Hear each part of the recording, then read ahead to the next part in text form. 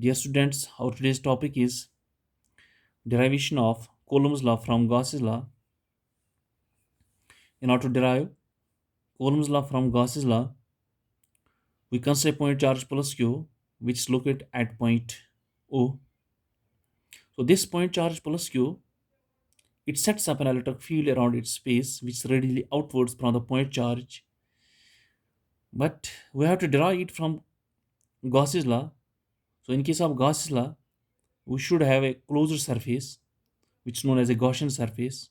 So here, by taking center O and radius R, we draw a sphere.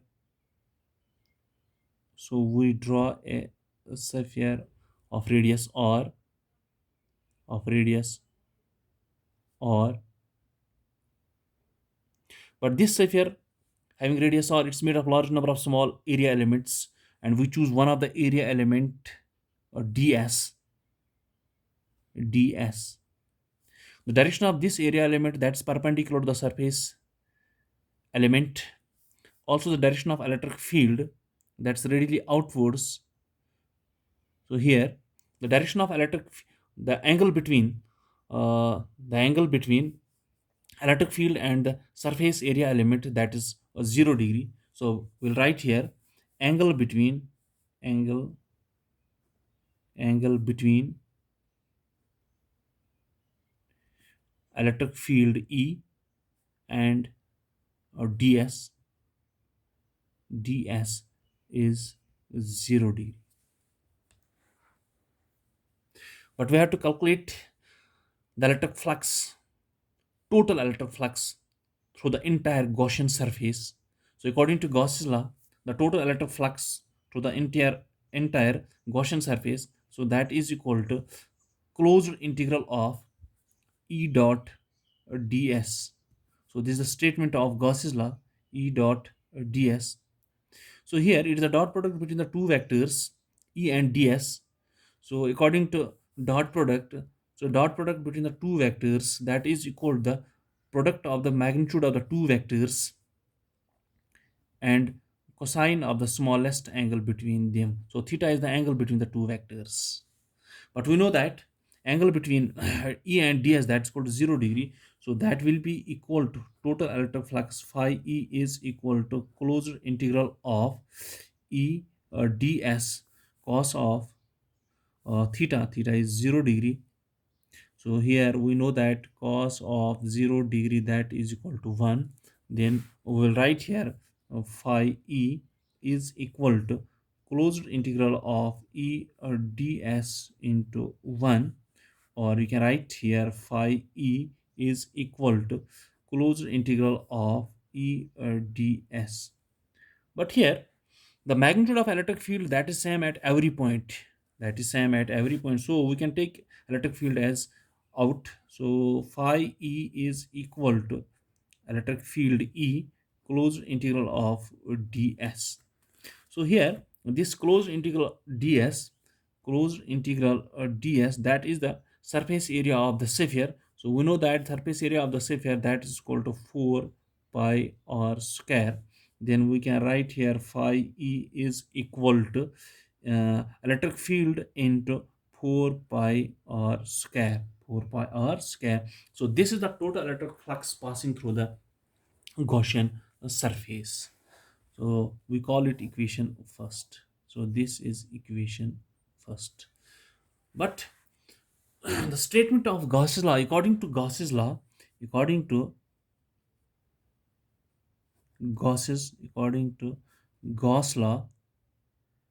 Gauss law.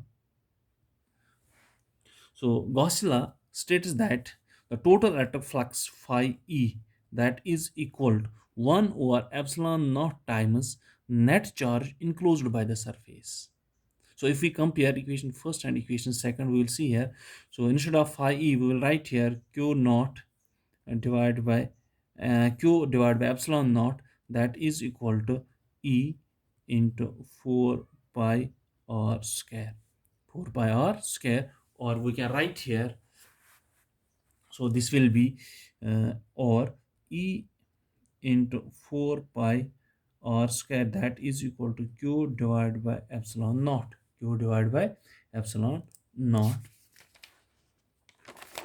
So, so this will be q divided by epsilon naught. So I will write here E is equal to, so E into 4 pi 4 pi r square. So it is here 4 pi r square. So 4 pi r square is equal to q divided by epsilon naught. Q divided by epsilon naught.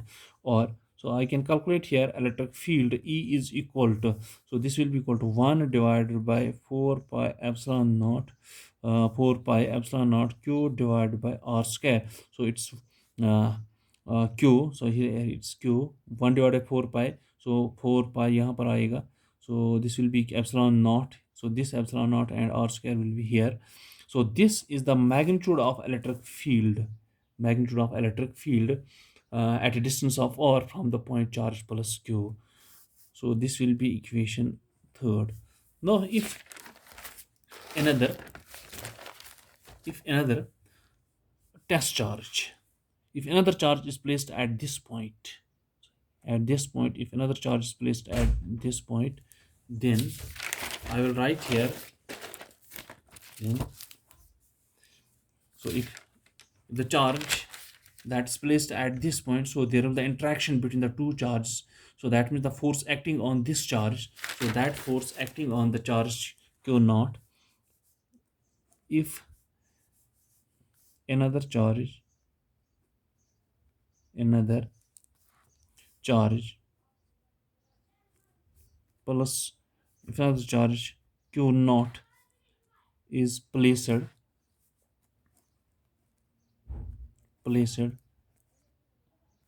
at point P. So here this will be the point P. So this will be the point P. This point P. Then the magnitude of force. Then the magnitude of force. Magnitude of force. Force on plus q naught. It means that uh, plus q charge that will exert force on plus q naught, then according to, or we can say electric field, we will apply the definition of electric field. Electric field means the force acting on the test charge, so that electric field E will be equal to force acting on the charge. So here the charge is the test charge, or we can write here force acting, the magnitude of the force that will be equal to, so that is equal to E q naught, or we can write here F is equal to E.